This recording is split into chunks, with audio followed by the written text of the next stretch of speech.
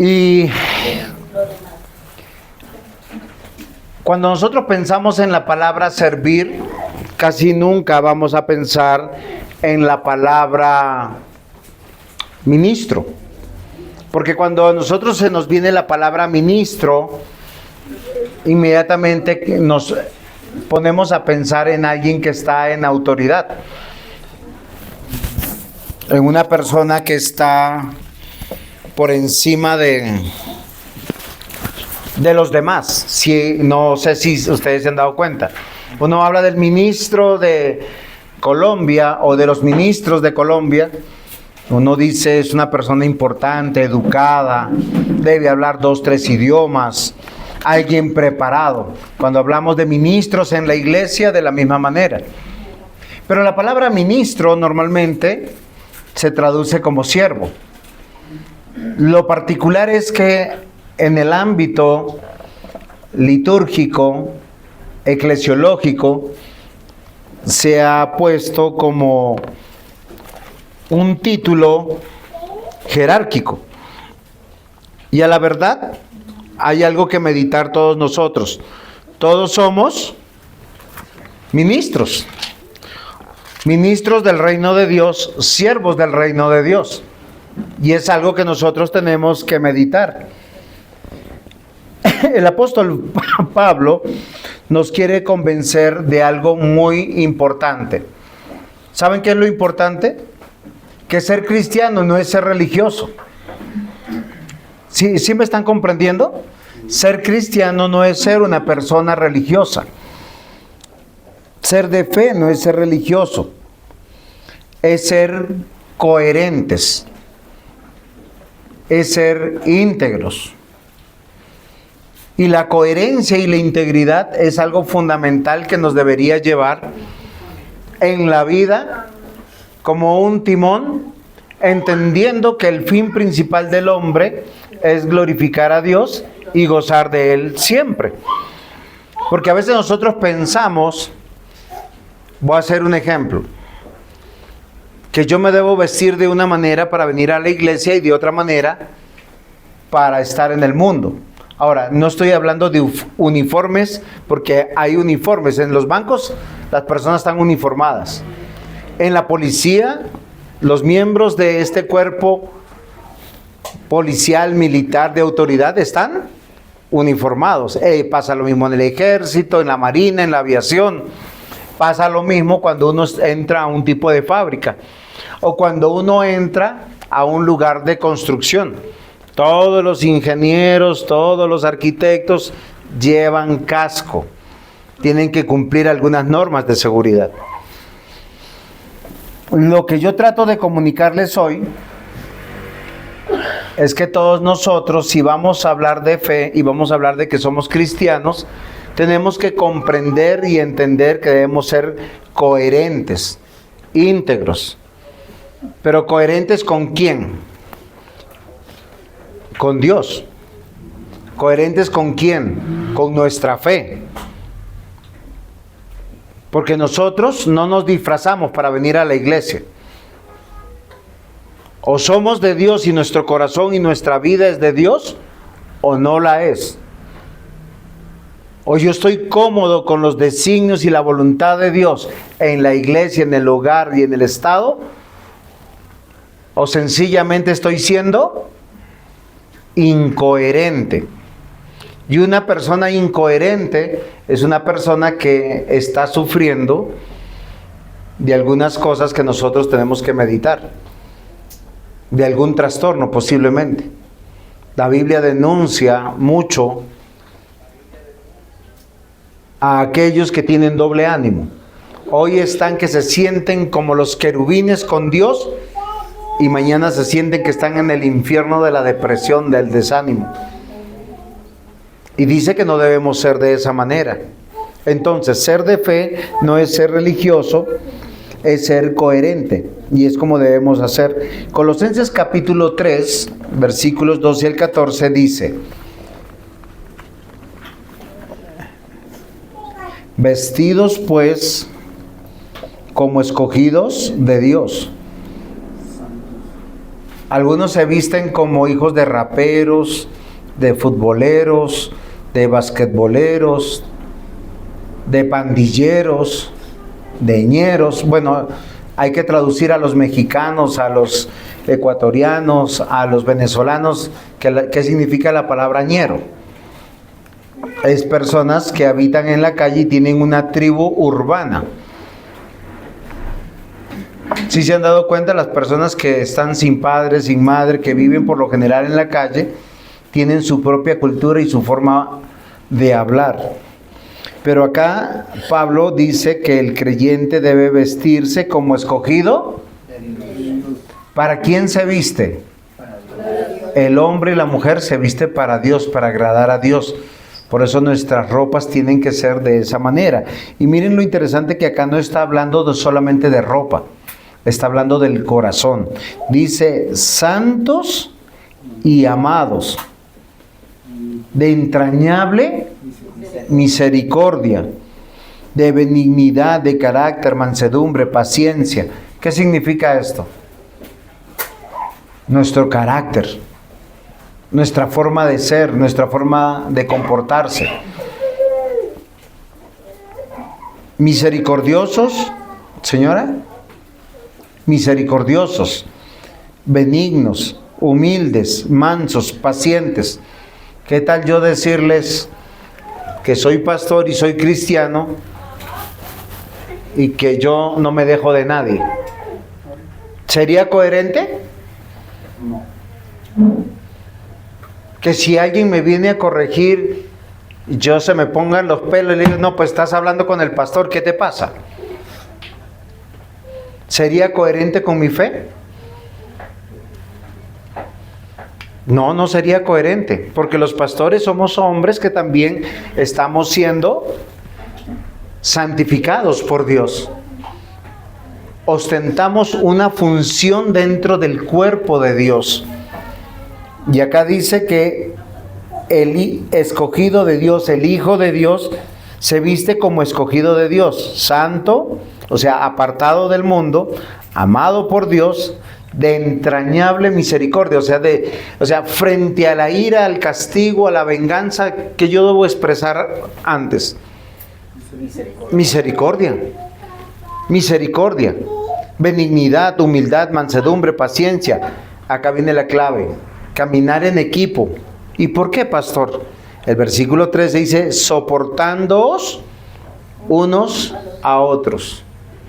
¿Qué significa soportarse unos a otros? ¿Qué ha pasado con Juan David, que no lo veo? Ah, ok.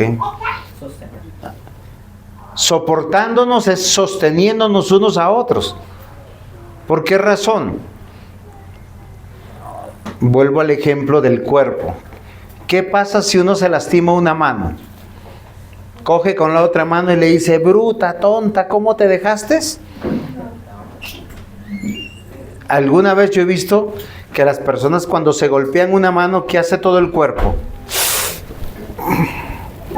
¿Por qué? Se duele con él, la protege. La caída de un hermano en la iglesia es dolorosa para la iglesia. Cuando un hermano es disciplinado en la iglesia, toda la iglesia también es disciplinada con él. Porque ¿qué pasa cuando un miembro del cuerpo enferma? Ustedes saben que las enfermedades más mortales comienzan apareciendo en un lugar del cuerpo y luego hacen metástasis. Yo recuerdo mucho a la embajadora que me trajo del Perú acá a Colombia. Ella siempre iba con controles rigurosos sobre el cáncer, porque años atrás había tenido cáncer y se descuidó como 3 meses. Y cuando fue al médico le detectaron un tumor de 3 milímetros. en el hígado. Y no alcanzó a durar 4 meses. A los 3 meses sí algo murió. ¿Por qué? Porque ese pequeño tumor hizo metástasis. La quimioterapia, el tratamiento del cáncer, cuando ataca el cáncer en un órgano, es puntual. Lo mismo pasa en la iglesia, queridos hermanos. Acá dice soportándonos unos a otros y perdonándonos unos a otros. Si alguno tuviera queja contra el otro, de la manera que Cristo os perdonó, también hacedlo vosotros. Por eso es incoherente que un hermano diga que por el pecado del hermano yo me voy a ir de la iglesia, o por el pecado del pastor, o por el pecado del anciano, del diácono. ¿Qué debemos hacer cuando alguien peca dentro de la iglesia? Hablar con él a solas. La Biblia dice orar, hablar con él, llevarlo al arrepentimiento. Dice restaurarle con espíritu de mansedumbre. Porque nosotros como cuerpo hay un miembro que está enfermo y nosotros estamos dolidos. Ahora, si toda la iglesia no se quiere arrepentir, si sus líderes quieren mantener una doctrina equivocada, si no hay nada que hacer por eso, pues no es una iglesia. Hay que apartarnos de ellos. Eso es diferente. Si no hay arrepentimiento, si no hay realmente, o sea, si una persona dice, no, pues yo voy a seguir con mi vida obstinada, no me voy a dejar llamar la atención, la Biblia dice que hay que decirlo desde acá, desde el frente del púlpito, esa persona, aunque dice que cree en Dios, no es nuestro hermano, porque no se quiere dejar corregir. De la manera que Cristo os perdonó, así también hacedlo vosotros. Y sobre todas estas cosas, vestidos de amor, que es el vínculo perfecto. Entonces, miren, queridos hermanos, ¿por qué yo les digo todas estas acepciones que está haciendo y prioridades que está llamando la Escritura? Porque nosotros vemos que la carta a los Colosenses es una carta que debe llegar a nuestro corazón. Dios llamó a vivir y a trabajar en equipo, y nosotros militamos en el equipo del reino de Dios. Queridos hermanos, evaluemos con quién nos deleitamos más en la vida, con quienes podemos estar horas sentados en comunión, en deleite, en disfrute. Porque tenemos que ser coherentes. Recuerden, la fe no es una expresión religiosa. Tiene expresiones religiosas, mas no es una expresión religiosa. Porque es una vida permanente para con Dios. 6 personas de alta estima, Pablo está diciendo y reconoce que lo acompañaban y servían a causa del Evangelio. Porque el encargo de hacer discípulos, de extender el reino de Dios, de adorar a Dios, de predicar el Evangelio no es de una sola persona. Esta iglesia no es del pastor Juan José. Esta iglesia es de todos nosotros, donde estamos vistiéndonos como escogidos de Dios. Y un día cuando a mí la salud me falte, o cuando el Señor me quiera llevar para otro lado, cualquier cosa, alguien que tendrá que tomar la posta. Y ustedes tendrán que recibir ese desafío. Acá en Colosenses 4, que estamos leyendo desde el versículo 7, solo piensen en todos los nombres que están aquí.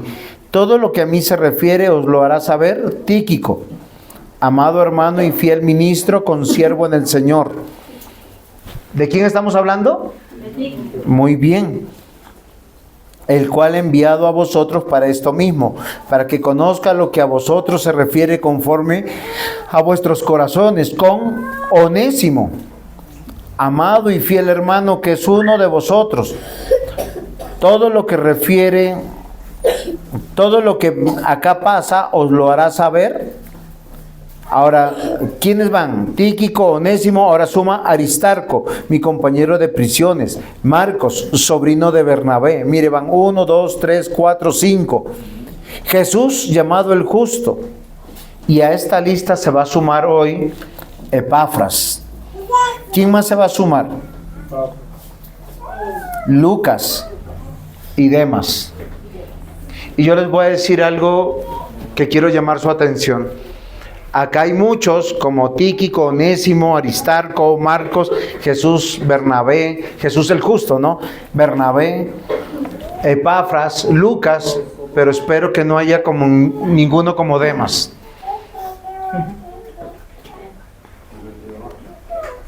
Porque para servir en equipo necesitamos personas comprometidas, no que tengan apariencia de compromiso. 6 personas de altísima estima para el apóstol Pablo, porque Pablo puede decir lo que estoy haciendo no lo estoy haciendo solo. Romanos 12, versículos 4 al 8 dice, porque de la manera que en un cuerpo tenemos muchos miembros, pero no todos los miembros tienen la misma función, así nosotros, siendo muchos, somos un cuerpo en Cristo, teniendo dones, se refiere según a la gracia que nos ha sido dada. El que sirva, sirva conforme a su don. Y yo les voy a decir algo, queridos hermanos, y debemos comprenderlo. La iglesia no tiene que ver con un sentido religioso. La iglesia es un sentido de vida. O usted es coherente con lo que dice que cree, o es una persona que está loca. Porque el incoherente es ese. El incoherente dice, amo a Dios, creo en Dios, le pido a Dios y me sirvo a mí mismo. ¿Tu familia quién es? ¿Los hijos de Dios o los hijos del diablo? ¿Con quiénes vas a pasar la eternidad? ¿Dónde estás sirviendo? Porque cada uno tiene un rol dentro de la iglesia. Ese rol se llama servicio. Un servicio a Dios. Y todos nosotros, mis amados hermanos, tenemos que llegar a esta conclusión. Porque servir al Señor es un acto, miren, apunten estos 3 puntos porque son importantes. Es un acto de fe, de amor y de testimonio. Tú dices ser de fe, dime en qué sirves en la iglesia. Y no me vayas a decir que de estorbo, o de distracción, o peor, de tentación. Servir al Señor es un acto de fe, de amor y de testimonio. Estas 3 razones evidencian que servimos al Señor. Hoy tal vez tienes que hacer un acto de contrición. Estás sirviendo al reino de Dios. Y fíjense que no he dicho ni predicar, ni dirigir el coro o la alabanza. No he dicho de organizar la iglesia. No he hablado de evangelizar. ¿De dónde vienen los dones? De Dios. Los talentos. También de Dios. Las habilidades. También de Dios. ¿Tienes dones, talentos y habilidades? Amén. Amén. ¿Estás sirviendo a Dios? Esa es la pregunta. El título de la predicación es Sirviendo en el Reino. Y ahora sí me toca ponerle el acelerador. Punto 1, en fe. Y vamos a rezar ese, en fe, en amor, en testimonio. Porque yo no quiero que lo olvides, ser coherente, ser de fe, ser de amor de Dios y de testimonio. Es que esto lo puedes hacer todos los días de tu vida. Miren, para mí es gozoso yo predicar el evangelio aún a las personas que no vienen a la iglesia. Hay personas que reciben, mi esposa lo ve, sobre todo en su peluquería. Hay personas que uno les predica y lo reciben con emoción, pero no vienen. Lo reciben con interés, con inteligencia, pero no vienen. ¿Y saben por qué no vienen? Porque Dios no los ha traído. Porque el que viene es porque es traído por Dios. Y eso es algo muy importante. Cuando hablamos de fe, a veces lo reducimos a un acto de religiosidad cúltica. y olvidamos que el acto de fe es creer en Dios, conocer a Dios y confiar en Dios. Cuando yo aparto un día para Dios, que es hoy domingo y comienza desde las 12 de la noche hasta las 12 de la noche que termina, yo estoy diciendo que este día es de Dios. No solamente hablo de Dios, estoy practicando su voluntad en todos los aspectos de la vida, porque eso se llama que soy coherente. Y una persona coherente es una persona inteligente. Es como decirle al constructor, mire, acá están los planos, estas son las cantidades, y el constructor dice, no, ese ingeniero está loco, es mejor hagámoslo de esta manera. Él va a hacer el edificio, pero ¿será sismo resistente? Porque hay muchos constructores que piensan que porque le ponen más varilla, más cemento, más mezcla, está más seguro. Y a veces el peso de la construcción es lo que la tumba, la que la quiebra. Yo hasta hace muy poco me enteré que a veces una placa flotante es más segura que pilotes y zapatas con mucha profundidad. Y me explicaba la arquitecta, dependiendo del terreno, es que se determina cómo se hacen las cosas, porque si tú no tienes dónde anclarte de manera segura esos pilotes, esas zapatas, lo más probable es que esa casa se caiga. Y nosotros estamos hablando de nuestra vida delante de Dios. Por eso que cuando hablamos de fe, mis amados hermanos, estamos hablando de alguien que ha nacido de nuevo. Y Pablo dice, reciban saludos de Epafras, un servidor de Jesucristo, que también pertenece a la iglesia de ustedes. Él siempre ora por ustedes y pide a Dios que les ayude para que sigan confiando firmemente en Cristo y se mantengan cumpliendo la voluntad de Dios.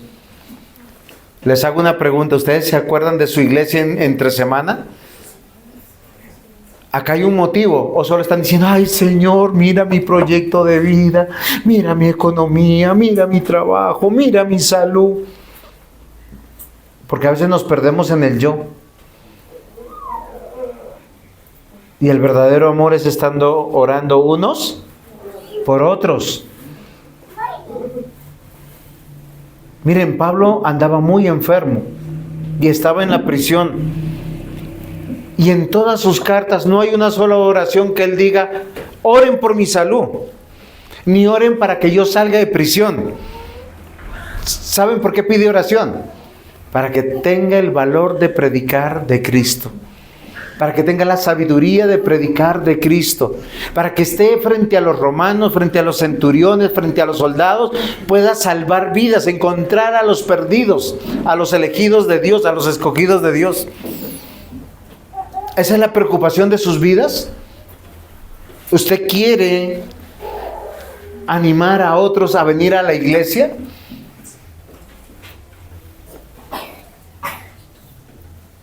Queridos hermanos, quien es de fe es quien ha nacido de nuevo. Quien es de fe es quien Dios añadió al equipo del reino de Dios. Acá en estos versículos nos dicen que Epafras no solamente es alguien que ha nacido de nuevo, alguien que ama a la iglesia orando por ellos, pidiendo que Dios le ayude para que sigan confiando firmemente en Cristo. Cuando tú confías firmemente en Cristo, en tu corazón que hay un solo trono, ¿quién está reinando? Cristo. Job nos lo manifiesta, Dios dio, Dios quitó, a Dios sea la gloria. Si Dios te quita todo hoy, ¿seguirás siendo el mismo cristiano comprometido, generoso, que llega a tiempo, que adora a Dios? Porque esa es una prueba que a Job se le dio. Y la verdad que uno lo desafía, porque humanamente es algo que golpea. Porque muchos de nosotros hemos venido con la esposa, con los hijos, hemos venido con la economía arreglada, con salud, diciendo gloria a Dios, bendito sea el nombre de Dios. ¿Sí se dan cuenta? Pero si Dios hoy te quitara, y usted ya cuando enseñaba esta mañana eso, si te quitara todo eso en la escuela dominical, ¿seguirías adorando a Dios?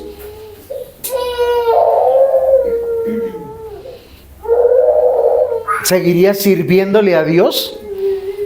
Acá Epafras está diciendo que es un hombre que está correctamente sirviéndole, orando por la iglesia, siendo fundador y cofundador con Pablo, dice, animado en medio de todas las circunstancias. Quien es de fe es discípulo, o sea, está deseoso de aprender. Y yo aprendo con ustedes. Para mí es un desafío preparar escuela dominical con mis diáconos, con los candidatos a ser maestros de escuela dominical. ¿Por qué razón? Porque me desafía en mi carácter, en mi conocimiento. Y cuando lo hacen bien, ¿saben qué pecho se alegra? Porque yo digo, Señor Dios, gracias, lo estás usando. Y ojalá el Señor levantara muchos maestros y otros pastores, cosa que uno puede morir en paz, sabiendo que la iglesia continúa. Porque quien es de fe es discípulo, es alguien que aprende con otros, es compañero, sabe caminar uno al lado del otro. Qué ánimo hoy encontrar a varios hermanos que llegan a tiempo, 40 minutos, media hora antes del culto, y no era para hacer nada, simplemente para saludarnos, conversarnos, ponernos en las manos del Señor, porque ellos son consiervos amados y fieles siervos. Acá dice ministros, como dice Colosenses 1:7. Personas con las que podemos orar y contar con sus oraciones, colaboradores en todo, solícitos por la iglesia, por los planes de la iglesia. En Filemón 23, capítulo 1, versículo 23 dice: te saluda Epafras, mi compañero de prisiones por Cristo Jesús. Ser miembros del reino de Dios es un llamado a servir, es un acto de fe. Es creer en Dios, conocer a Dios y creerle a Dios, que eso se llama confiar. A veces queremos ser felices en la vida, pero confiamos en nuestras habilidades y en nuestros detalles. Y usted puede conquistar un corazón con detalles. Y uno se puede entusiasmar porque quiero agradar a esa persona. La pregunta es, ¿Dios te la ha traído? ¿Dios te lo ha traído? Recuerden que la Escritura dice, lo que Dios ha unido no lo separe el hombre. Pero a veces el hombre se quiere conseguir en sus propias fuerzas lo que tiene, ya sea el amor, ya sea la economía, ya sea su prestigio, su honor. Y el principio es el mismo. Si Dios no te lo ha dado, eso es como construir en arena movediza. Tarde o temprano va a desaparecer. Ser miembros del reino de Dios es un llamado a servir en el reino de Dios con nuestros dones, con nuestros talentos. Es un acto de fe, es reconocer que Dios me llamó a ser útil. Primera de Pedro, capítulo 4, versículos 7 al 11. Es un libro que a mí me ha edificado como creo que ningún otro, aunque es difícil. A veces en algunos pasajes. ¿Cierto? Muy bien, Emma. Está hablando conmigo, creo, ¿cierto? Dice de la siguiente manera la palabra de Dios: ya se acerca el fin del mundo. ¿Qué se acerca? El fin del mundo. Queridos hermanos, a todos se nos acerca pronto. Lo que más dure, 70, 80 años. Si no me equivoco, ayer enterraron al abuelito de Oscar. y murió de 80 años, 80, 81 años, si no me equivoco. Todos nos vamos a ir. Y Él ya está en un abrir y cerrar de ojos del fin del mundo, del juicio de Dios. Dice, ya se acerca el fin del mundo, por eso sean responsables y cuidadosos. Todos los que hemos pasado de los 50 años, estamos más cerquita del reino de Dios y del fin del mundo. No se entusiasmen, no piensen, wow, llegué a los 50, estoy en mis segundos 15. Porque algunos se enlocan o se alocan. Dice, por eso sean responsables y cuidadosos. ¿En qué, querido pastor? Acá dice la Escritura, en la oración. Sobre todo, ámense mucho los unos a los otros. Quien no tiene una familia en Dios en esta vida mortal, no la tendrá en la eternidad. No existe el llanero solitario de la fe. ¿Ya no existe, Andrés? Exactamente. O sea, yo no puedo decir yo creo en Dios a mi manera. Soy el único que Dios me ha ungido para creer de esta manera. No vas a fundar ni tu religión. No existe eso. Todos los que han soñado eso son locos de mentes. José Smith fundó una religión. Se llaman los mormones. Hijo de pastores, y un día dijo, es que yo creo que Dios reveló, hizo otra revelación y escribió el libro del Mormón. ¿Y qué nació? Una secta. Todas las sectas nacieron en el corazón de un hombre que quiso cambiar la fe. Porque la fe es colectiva. Acá dice, sobre todo, ámense mucho unos a otros. ¿Cuál es la razón? Porque el fin del mundo se acerca. Dice, porque el amor borra los pecados. Y yo siempre me he preguntado, ¿cómo así que el amor borra los pecados? O sea, si yo los amo mucho a ustedes, a pesar de que sean irresponsables, incumplidos, desprecien las clases, desprecien el tiempo, ¿Dios me va a perdonar? ¿De eso significa? ¿Sabe qué significa? Queridos hermanos, recuerden, somos un cuerpo. Mi mano se enferma y todo mi cuerpo está en pos de que esta mano se sane, se restaure. Y si tú eres mano de este cuerpo y estás luchando, pues todo el cuerpo te va a decir, ¿qué tal uno ignorar que la mano se está pudriendo? Huele mal, se hincha, se pone negra y nada del cuerpo reacciona. ¿En qué termina esa mano? En necrosis. Y luego hay que amputarla. Y posiblemente con algunos hay que hacer en la iglesia eso. Pero no ha sido mano, sino porque no era. Porque el que no quiere cambiar es sencillamente porque no tiene al Espíritu del Señor. Entonces, sirviendo en el reino en fe, y acá vemos que nosotros tenemos que ser responsables, cuidadosos en la oración, amándonos unos a otros, porque el amor borra los pecados. Dice, reciban en su casa a los demás y no hablen mal de ellos. A veces uno va a la casa del hermano y uno termina diciendo, ay, y mira cómo el hermano vive. O peor, me voy de la casa y no me invitó ni un tinto. ¿Y tú qué sabes de la necesidad de él?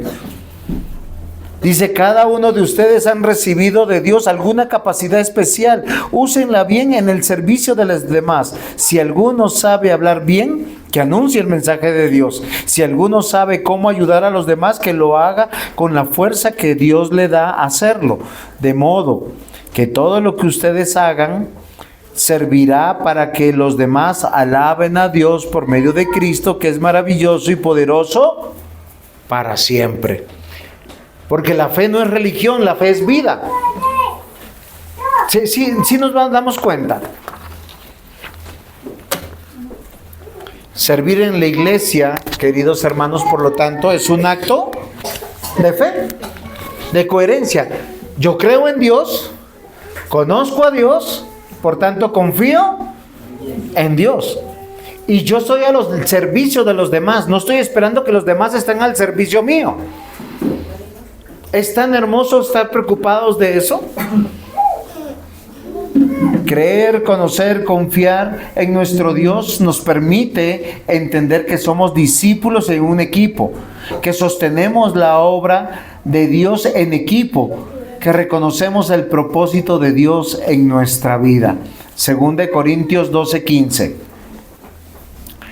Y yo, con el mayor placer, gastaré lo mío, y aún yo mismo me gastaré del todo por amor de vuestras almas, aunque amándonos más, sea amado menos.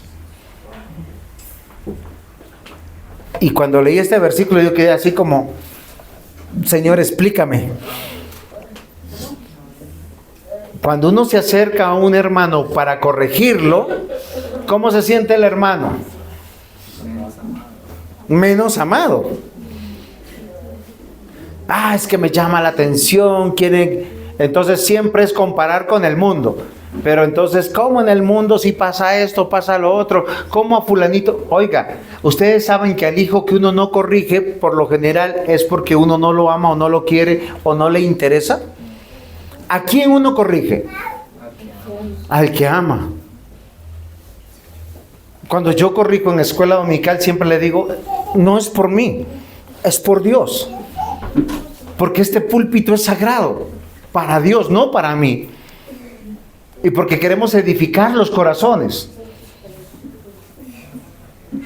Quien no se deja corregir, quien no se deja enseñar, pues solo manifiesta su rebeldía en su corazón, que no es apto para ser discípulo, para ser siervo, para extender el reino de Dios. Epafras, un fiel ministro de Cristo, solícito en actuar con diligencia, en prontitud, con mucho deseo de servir. Les pregunto, y le digo de todo corazón, ¿sirven en el reino de fe? ¿Sirven en el reino de Dios? ¿Lo hacen con fe? ¿O sencillamente son hipócritas, fariseos, religiosos? El Salmo 73, 25 y 26 dice, ¿a quién tengo yo en los cielos sino a ti? Y fuera de ti nada deseo en la tierra. Mi carne y mi corazón desfallecen, mas la roca de mi corazón y mi porción de Dios es para siempre. ¿Quiénes son sus amigos? ¿Con quiénes usted se deleita? ¿En quiénes usted encuentra? Voy a sacrificarlo todo para estar con ustedes. ¿El reino de Dios o el mundo? ¿Cuál era el título de la predicación? Sirviendo en el reino. Sirviendo en el reino. Primer punto era en Fe. el segundo en amor. Servir al reino en su reino, en el reino del Señor, no solo es un acto de fe, es de verdadero amor. Porque el amor en la Escritura es una decisión. El amor, dice, es sacrificial. Yo amo porque tomé una decisión, no porque tú me ames. La muestra es Cristo. A veces nosotros, ¿saben con qué confundimos el amor? Con deseo, con pasión. ¿Con qué confundimos el amor, Juan David? Con deseo o con atracción. Tú me gustas. Entonces lo que me gusta, lo que yo deseo, la pasión que me generas, entonces yo te amo con todo mi corazón. Y eso solo es emoción. Cuando es decisión del corazón, es totalmente diferente. Primera de Juan, capítulo 4, versículo 10, y espero que este versículo se les grabe en el corazón para que entendamos qué es el amor. Primera de Juan, capítulo 4, versículo 10.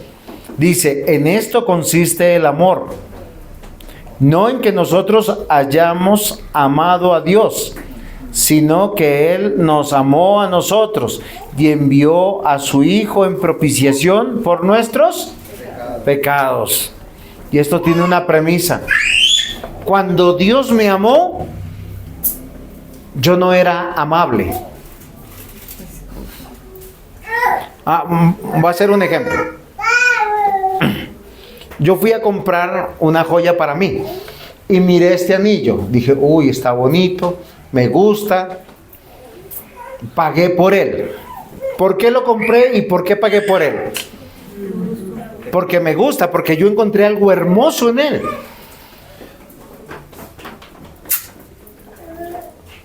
Cuando Dios nos amó, no era lo mejor, no estábamos sobrando bien, no olíamos a rico, no parecíamos estar bien, estábamos enfermos de pecado, porque la Biblia dice que cuando Él nos amó, nosotros estábamos muertos en nuestros delitos y pecados. Por eso 1 Juan 4:10 dice, en esto consiste el amor, no en que nosotros hayamos amado a Dios, sino que Él nos amó a nosotros y envió a su Hijo en propiciación por nuestros pecados. Y en este mismo capítulo, los versículos que le preceden dice, el que no ama, no ha conocido a Dios, porque Dios es Amor. Así que cuando yo digo, me aparto de ti porque ya no siento amor, es que yo no conozco a Dios. ¿Qué motivo tengo yo para apartarme de ti? Si yo tengo que amar por decisión y no por emoción. Porque la emoción es engañosa. Es tan engañosa que uno se compra un anillo y luego está pensando y viendo otro. Uno está comprándose un vestido, un pantalón, una ropa y después está viendo otro. Hoy nos gustan cosas porque tenemos una edad. Yo me acuerdo, yo le contaba a Juan David el otro día, cuando yo tenía 15, 16 años, lo que yo más anhelaba era el cabello largo, las botas negras, el pantalón así pegado, negro, camiseta negra, chaqueta de cuero con taches, porque era la moda. No se ríe, es verdad. Claro, cuando yo me fui de mi casa, lo primero que hice, el cabello era hasta acá, yo con las greñas, y me vestía a mi manera, hasta cuando entendí que esa no era mi identidad. Quien se viste como quieres porque no tiene un padre. Quien vive como quieres porque no tiene un padre. Porque un padre quiere siempre lo mejor para sus hijos. Y tenemos un Dios y Padre que nos llama por amor. Dice, el que no ama no ha conocido a Dios, porque Dios es amor. En esto se mostró el amor de Dios para con nosotros, en que envió a su unigénito Hijo al mundo para que vivamos por Él. Lucas, en esta sección de Colosenses, nos muestra Pablo que es un hombre de fe, de amor, misionero, predicador, compañero incansable al lado de Pablo. Las circunstancias no eran las mejores. Miren, vamos a Colosenses. ¿Qué versículo estamos estudiando? El 12, el 13 y el 14. Dice, os saluda Epafras. ¿Quién está escribiendo? Pablo. El cual es uno de vosotros, siervo de Cristo. Y la pregunta es, ¿ustedes son siervos de Cristo igual que los que estamos aquí? Miren, queridos hermanos, si el pastor tiene que llegar temprano, ustedes también tienen que llegar temprano. Si el pastor prepara su predicación, ustedes tienen que estar preparados para esa predicación. ¿Cómo se preparan para la predicación? Orando, pero también leyendo el texto. A ver si el pastor dice de acuerdo al texto. Acá dice, os salude Epafras, el cual es uno de vosotros, siervo de Cristo, siempre rogando encarecidamente por vosotros en sus oraciones. Luego dice en el versículo 13, porque de él doy testimonio de que tiene gran solicitud por vosotros. Los que están en la Odisea, los que están en Hierápolis, os saluda Lucas, el médico amado. ¿Quién era Lucas? ¿Quién era Lucas? El amado. ¿Por qué se fijan en el título? Es que a veces, ¿quién es Andrés? El policía. ¿Quién es Otto? O es el diácono o es el empresario. No, queridos hermanos, el que ha sido amado por Dios es un hijo de Dios. La pregunta es, ¿tú eres un amado en Cristo Jesús? Porque ¿cómo servimos en la iglesia? En amor. Miren, Dios les dio a ustedes una iglesia. Y principalmente dice, prefiriéndonos unos a otros. ¿Dónde? En esta iglesia, porque no vamos a poder amar a todas las iglesias. O sea, los amamos en el término de que son iglesias del Señor, oramos por ellos, pero ¿dónde realmente mostramos el amor? En la que estamos. Es como cuando Dios le dice a los varones, amen a vuestras mujeres, y le pone nota aparte, no seáis ásperos con ellas. Básicamente es no la grites, no la regañes, no la ofendas, ayúdale. ¿Por qué razón? Porque ellas ven como un acto de amor que hagamos cosas por ellas. Voy a hacer un ejemplo. Si a mi esposa no le gusta cocinar, ¿cómo ve ella un acto de amor? Que cocine. Si ella se alcanzó en el día para arreglar la casa, ¿cómo va a haber un acto de amor si yo llego tarde a la casa y toda la casa está desordenada? Ah, Raquel, ¿por qué está esta casa patas arriba? Mira que todo el día que haces, tú llegaste más temprano. Eso sería un acto de amor. ¿Cuál sería el acto de amor correcto? ¿No estorbar? Porque algunos tienen eso, ¿no? Se meten para la cama, prenden Netflix. Mi amor, no te voy a estorbar, sigue con lo tuyo. ¿Cuál sería el acto de amor? Ayudar. Ayudar, pues, ser útil. Miren, queridos hermanos, la fe no es un aspecto religioso, es real. A veces, ¿por qué los matrimonios piensan en la separación? En esto no funciona. Porque es que hay uno que está jalando, ay, este matrimonio, y el otro va feliz de la vida. Toda la responsabilidad en otro lado. Somos un equipo. En todas las instituciones que Dios ha creado, somos un equipo para la gloria de Dios, sirviendo en el reino de Dios. ¿Qué días estaba en una reunión de pastores? El viernes 31. Y un pastor dice que le hicieron una pregunta muy difícil, que un joven le dijo, pastor, ¿cuál es el propósito de Dios para mi vida? No la tengo clara. Un joven de 20 años, ¿sí? Que se ha encontrado con Dios, que ya entiende por qué sus papás los llevaban a la iglesia, porque hay algunos que vienen acá como zombies, ¿no? Estoy aquí, pero ay, tengo un sueño. Sí, no, es en serio. Ni saben de lo que hemos hablado cuando hemos terminado. ¿Y cómo la fue? Pastor, estuvo bien. ¿Y cuál fue el sermón? No sé. No, vinieron como zombies. Pero algunos encuentran ese avivamiento del Señor. Y el joven le preguntó, ¿cuál es el propósito de Dios para mí? Y él dice, honestamente, pastores, no supe qué responderle. Y yo yo metí mi cuchara. Porque Dios quiere y tiene el mismo propósito para todos. Que glorifiquemos a Dios y gocemos de Él siempre. En términos generales es el propósito para todos. Solo que Dios a todos nos dio dones y habilidades diferentes. Pero a veces cuando uno pregunta es, pastor, no sé cuál es el propósito que Dios tiene. A veces está pensando, voy a ser diácono, voy a ser anciano, voy a ser predicador. Porque solo piensa en la parte religiosa. Yo le dije, querido pastor, a veces nosotros tenemos la culpa de enseñarle eso a los jóvenes. Porque hacemos una departamentalización entre la vida religiosa y la vida secular. En la iglesia servimos, como hemos leído, con nuestros dones y con nuestros talentos. En amor. Si usted es ingeniero, pues sea ingeniero. Ame al Señor, sirva, trabaje, sea juicioso, congréguese. Porque está sirviendo en el reino de Dios siendo lo que Dios lo puso a hacer.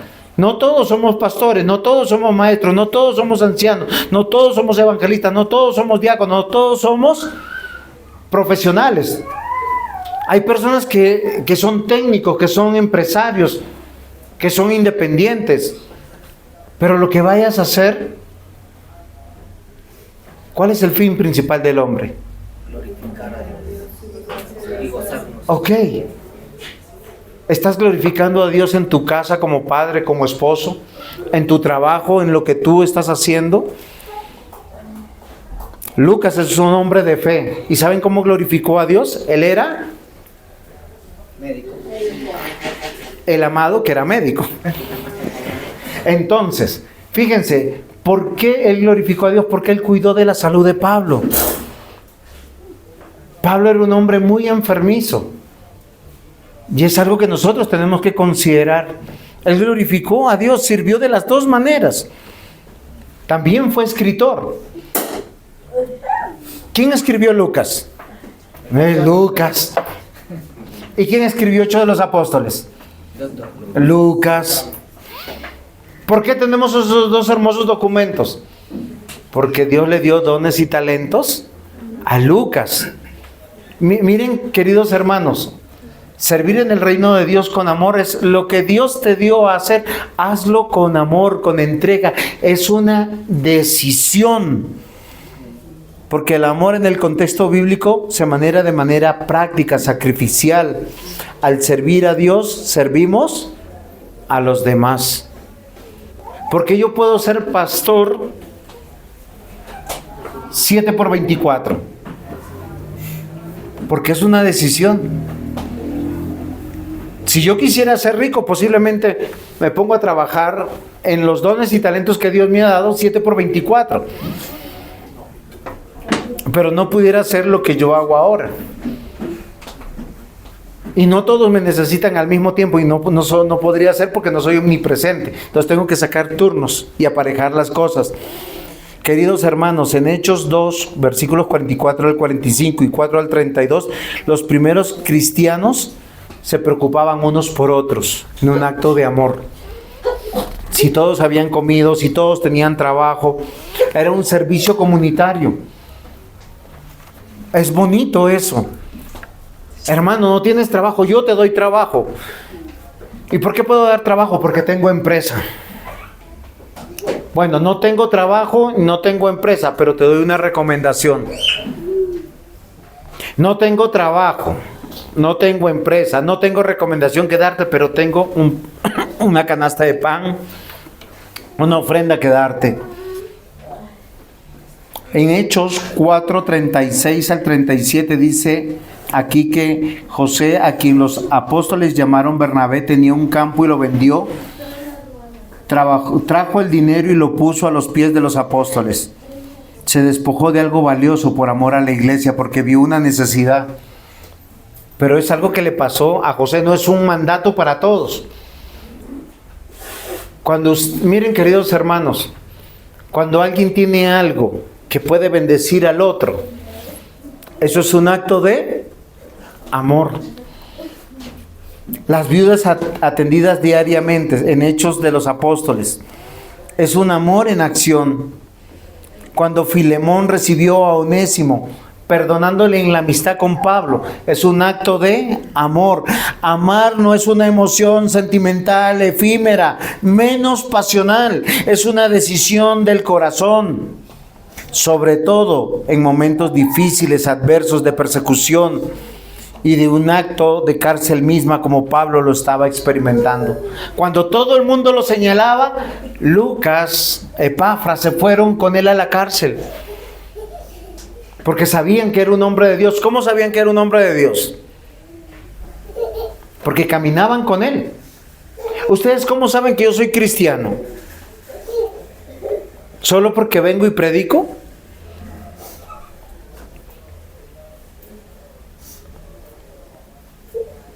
Es el testimonio que uno da. Las acciones de uno lo definen. El apóstol Pablo nos recuerda a Lucas como colaborador y el médico amado. Y Lucas está al lado de Pablo, incansable, misionero, sembrador. Es alguien que está para levantarle las manos, para apoyarlo. Miren, de las cosas que yo les pido, hay un grupo de la iglesia, estén pendientes todos los días. ¿Qué se pone? ¿Qué se necesita? Porque a veces lo que necesitamos es orar por alguien. Hay una actividad en la iglesia, no, cuando llegan, pastor, es que no me di cuenta. Los medios tecnológicos nos deben bendecir. Pero si esos medios tecnológicos solo están David Plata, Neki, Tu Llave, ¿en función de quién están?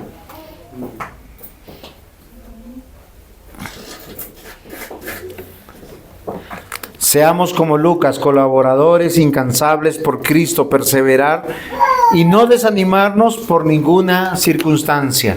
Entonces, sirviendo en el reino, en fe, en amor y el último.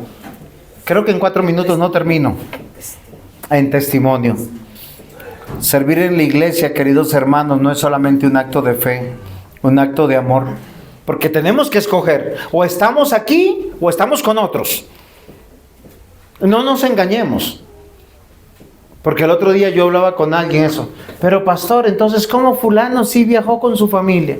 ¿Y cómo fulano entonces celebró esto con sus amigos? ¿Y cómo fulano se fue de paseo con los otros? O sea, la regla de medida es el mundo y no Cristo. Efesios 2:10 nos recuerda que somos hechura suya, creados en Cristo Jesús para buenas obras, las cuales Dios preparó de antemano para que anduviéramos en ellas. Si somos capaces de decidir por Cristo y de tener buenas obras y hacer buenas obras, es porque Cristo está aquí. Porque sí, ciertamente no. Miren, yo no les puedo mentir. Si a mí me ofrecen un crucero de 30 días, me lo pagan gratis. Sí, 30 días, pues es un crucero importante, no tentación. Posiblemente me hacen dudar. Porque ¿quién te ofrece un crucero de 30 días? ¿Cuánto costaría? No, hay cruceros de 30 días que son, te llevan hasta Europa y te hacen la vuelta por Asia. Y yo quiero que usted piense. Y la iglesia y el Señor y mi fe. Miren, en toda la escritura yo no he encontrado el concepto de vacaciones. Ay, que estoy cansado, que es que me he trabajado, que necesito vacaciones. No, mentira. El diablo tentándote. La ociosidad es la puerta de todos los males, de los malos pensamientos. De hecho, condena a Dios la pereza, eso de dormir y aletargar, daña hasta la mente. Y menos vacaciones espirituales. Búsqueme un versículo. Acá que dice, trabajen, y después, trabajen. Y mientras tengas fuerza. Dice, predicando a tiempo y fuera. O sea, si estás... a mí me ha pasado, a veces estoy durmiendo y estoy evangelizando durmiendo. O sea, es un sueño, ¿no? Pero me pasa. Y yo digo, me pareció tan real. O a veces yo no encuentro el tema de un versículo para predicar y me quedo pensando en eso. Y cuando me despierto, tengo el título y los 3 puntos. Y si no los anoto, se me olvidan. Entonces me toca levantarme, anotarlo en algún lado. Queridos hermanos, servir en la iglesia no solamente es un acto de fe, de amor, sino de testimonio que Cristo está en nosotros, que Él está procurando buenas obras en nosotros. Es la mayor evidencia que el Espíritu Santo te está confirmando que eres un hijo de Dios. Porque está siendo útil en el reino. O sea, esa inquietud que Dios pone no solamente es madurez de fe, es Dios atestiguando que ya eres de Él, que eres prisionero de Cristo. Isaías 29:23. Porque cuando vea a sus hijos la obra de mis manos en medio suyo, ellos santificarán mi nombre, ciertamente santificarán al Santo de Jacob y tendrán temor de Dios de Israel. E Isaías 43:7, y todo lo que es llamado por mi nombre, a quien he creado para mi gloria, a quien he formado, a quien he hecho. Yo les pregunto, queridos hermanos, ¿ustedes dan testimonio en su hogar, en su trabajo, que son cristianos, y no es llevar un letrero, ¿no? No es llevar la camiseta acá, Cristo es mi Señor. Porque, miren, hay carros que uno no quisiera, yo por eso a mi carro no le he puesto nada. Porque hay carros que está el pescadito, o Jesucristo es mi Señor, y de pronto, ¡fum!, se pasó el semáforo en rojo. Y uno dice, ¡qué cristiano! Es en serio. O va y cierra el otro.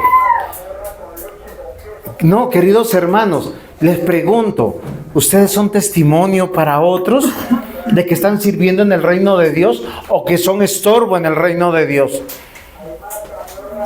Hoy yo quiero meditar con ustedes, porque ser colaborador del reino de Dios, servir, amar, acompañar, debe manifestar tu carácter de que has nacido de nuevo. Los frutos son evidencia de que tú eres cristiano, que tienes dominio propio, ¿no? Si la ira te domina, ¿qué tienes?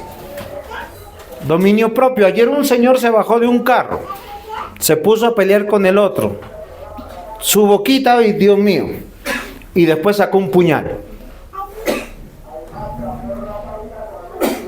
Yo inmediatamente llamé a la policía, nunca llegó. A la media hora me llaman, ¿todavía están peleando? No, señor, lo hubiesen matado.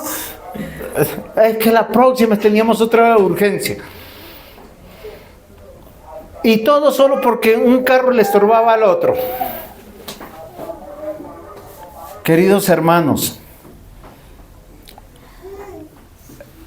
testimonio es ser luz. Por nuestro testimonio, aún sin decir palabras, otros vendrán al reino de Dios. ¿Saben por qué? Porque dirán, si Dios pudo con este, puede conmigo. Sí me comprenden.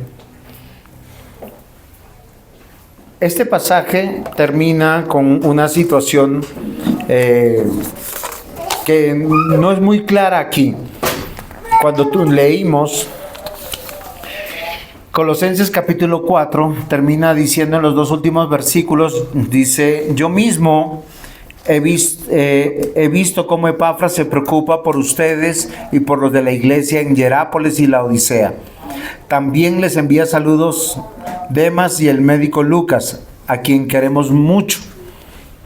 Y hemos hablado mucho de aquellos que tienen un buen testimonio y están en la iglesia. Pero hay otros en la iglesia que tienen un antitestimonio. Y eso es para que vean que no todos en la iglesia son trigo. Hay algunos que son cizaña. Si usted quiere ir conmigo a 2 de Timoteo capítulo 4, versículo 9 al 10. Dice de la siguiente manera: haz todo lo posible por venir a verme pronto. Pablo le está escribiendo ¿a quién? A Timoteo. Demas me ha abandonado y se ha ido a la ciudad de Tesalónica, pues ama demasiado las cosas de este mundo. Cretense se fue a la región de Galacia y Tito a la de Dalmacia. En un momento, Demas era un compañero. Lamentablemente cuando escribí la predicación me acordé de algunos que han caminado conmigo y los que tienen mayor tiempo en la iglesia, que uno dice, yo he escuchado, pastor, con usted iré donde sea. Le han puesto mi nombre a sus propios hijos. Y hoy no están en la iglesia. ¿Qué puedo meditar? Algunos están en otra iglesia y me alegra, por eso están sirviendo y Dios tiene un plan de eso. Pero hay otros que están en el mundo. Escogieron el mundo. Si usted por no estar en la iglesia está en el mundo, pregúntese, ¿es un hijo de Dios? Acá es claro cuando dice, haz todo lo posible por venir pronto a verme. Demas. Demas es un nombre, es un sustantivo propio para hablar como Pedro, Juan, José, qué sé yo. Yo uso mis nombres para que no piensen que estoy usando el nombre de nadie. Dice, me ha abandonado, se ha ido a la ciudad de Tesalónica, pues ama demasiado las cosas del mundo. El mundo siempre será una tentación. y te va a atraer con lo que te gusta. No pienses que te tientan y te llevan a la fuerza. Mateo 7, versículos 15 al 20 dice: guardaos de los falsos profetas que vienen a vosotros vestidos de ovejas, pero por dentro son lobos rapaces.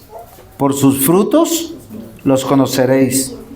¿Acaso se recogen uvas de los espinos o higos de los abrojos? Así todo buen árbol da buenos frutos, pero el árbol malo da frutos malos. No puede el buen árbol dar malos frutos, ni el árbol malo dar frutos buenos. Todo árbol que no da buen fruto es cortado y echado en el fuego. Así que por sus frutos los conoceréis. No todos los que se fueron de la iglesia son malos árboles, yo quiero aclarar. Dios en algún propósito los sacó y están en otro lado sirviendo. Pero el que se va simplemente amando al mundo o amando cosas malas, simplemente está dando testimonio de que no era. La Biblia dice que es el que persevera hasta el final.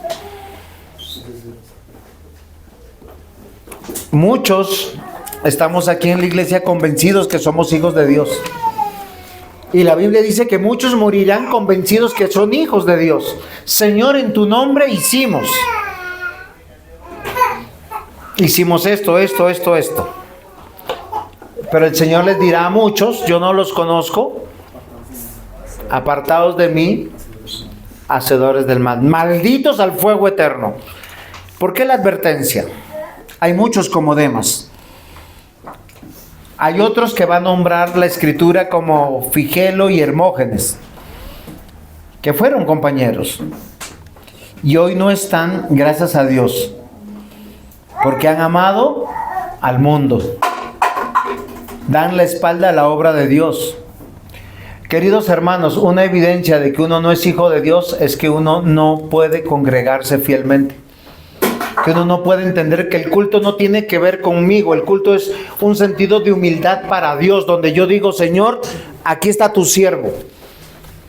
Es Dios, es Cristo el que está en medio de nosotros. Si usted no entiende eso, está equivocado, porque venimos a adorarle, no a recibir beneficios. Nos vestimos para Él, no para nuestros propios gustos. Hay muchos como Demas, como Figelo, como Hermógenes. La pregunta es: ¿cuál es tu testimonio? ¿Cuáles son tus frutos? Y aquí no sirve la apariencia, porque el Espíritu Santo nos dice realmente quiénes somos. Solo que a veces nosotros queremos aparentar. El equipo de Dios, lleno del Espíritu Santo, es testigo y testimonio de la perseverancia de Dios, de resiliencia. ¿Saben qué significa resiliencia? Resistencia, fortaleza, adaptabilidad, superación, para continuar con la obra de fe. Porque yo sé que tengo un corazón que quiere cansarse, declinarse. Miren, queridos hermanos, una de las cosas que a mí más me duelen son las traiciones. Y no las traiciones conmigo, traiciones a la obra de Dios. Que digan: cuenta conmigo, y cuando cuento es: no cuente que no estoy. Nuestro testimonio cuenta, nuestras decisiones cuentan. La Escritura dice, mis amados hermanos, son palabras de Jesús, Mateo 16, 26 al 28. Porque ¿qué aprovechará al hombre si ganara todo el mundo y perdiere su alma? Hoy muchos han decidido por el mundo y no sé si están jugándose su alma. O sea, sé concreto, sé coherente. ¿O qué recompensa dará el hombre por su alma? Porque el Hijo del Hombre vendrá en gloria de su Padre con sus ángeles. Entonces pagará a cada uno conforme a sus obras. Tu testimonio cuenta. Nuestras decisiones cuentan. Te va a pagar Dios lo justo. Si hoy tú decides consagrarte, renunciar a tu vida, renunciar al mundo, el Señor te va a recompensar. Ya te recompensó, de hecho. De cierto os digo que no hay alguno de los que están aquí que no gustarán la muerte hasta que haya visto al Hijo del Hombre viniendo en su reino. Santiago 4:4 dice: oh gente adúltera. A mí las palabras de la Biblia me encantan porque es tan honesto. Yo pienso a veces que soy fuerte y acá vienes como... te da donde más te duele. Dice: oh gente adúltera. ¿No saben que la amistad con el mundo es una amistad con Dios? Si alguien quiere ser amigo del mundo, se vuelve enemigo de Dios. ¿Quiénes son tus amigos? ¿Con quiénes te sientes cómodo? ¿Con quiénes puedes sentarte horas a hablar, conversar, pasear? Es con los hermanos en la iglesia, es en el culto. Juan 15:19. Si fuerais del mundo, el mundo amaría lo suyo. Pero como no sois del mundo, sino que yo os escogí dentro del mundo, por eso el mundo los odia. ¿Cuál es nuestro testimonio? Si el mundo me odia, gloria a Dios. Ahora, no está diciendo que seamos odiosos al mundo. O sea, no es que seamos antipáticos, ¿no? Porque ahí yo he visto mujeres, ay, no, esa de la esquina es una adúltera. Y esa es una fornicaria. Y se rasgan las vestiduras. Y las otras, con el chisme en la boca y oídos chismosos. 1 Juan 2:15 dice: no améis el mundo ni las cosas que están en el mundo. Si alguno ama el mundo, el amor del Padre no está con él. Quien abandona la iglesia por el mundo está manifestando que no es hijo de Dios, que no es del equipo de Dios, que no ama a Dios, que busca en Dios solamente un refugio conveniente, porque posiblemente acá está su familia, acá están sus amigos, acá está de quien se beneficia. Sea consciente. Quien abandona el mundo, quien abandona la iglesia por el mundo, niega su fe, no tiene amor y su testimonio es evidente. Su testimonio es aterrador. Simplemente es un religioso fariseo. Por eso el llamado es: no seamos como Demas. Recuerden, Demas es un nombre, un sustantivo de un varón que abandonó la fe. ¿Por qué? Por estar con la gente del mundo. Y a veces la gente del mundo es papá, mamá, hermanos, amigos, tíos, sobrinos, parientes. Nuestro Dios quiere exclusividad en esta vida para premiarte por la eternidad. No amemos el mundo ni las cosas que están en él. Seamos perseverantes, no mirando atrás. Sirvan en el reino de Dios en amor, en fe, en amor, en testimonio. Amén. Vamos a dar gracias al Señor. Amado Dios, perdónanos cuando ponemos nuestros ojos en el mundo. Perdónanos cuando no nos deleitamos acá en la iglesia. Ayúdanos, Señor, a ser de fe, a ser de amor, a que nuestro testimonio sea coherente con un hijo de Dios, con una hija de Dios. Padre amado, te ruego en el nombre de Jesús que obres en medio de nosotros y que nos ayudes, Señor, a limpiarnos de nuestros propios pecados. Danos arrepentimiento, Señor. Aviva, Señor, la fe que tú nos has dado. Aviva el amor que nos has dado unos por otros. Y ayúdanos a hacer luz y sal, ese testimonio, donde confesamos que tú eres nuestro Señor, nuestro Dios y nuestro Salvador. En Cristo Jesús. Amén.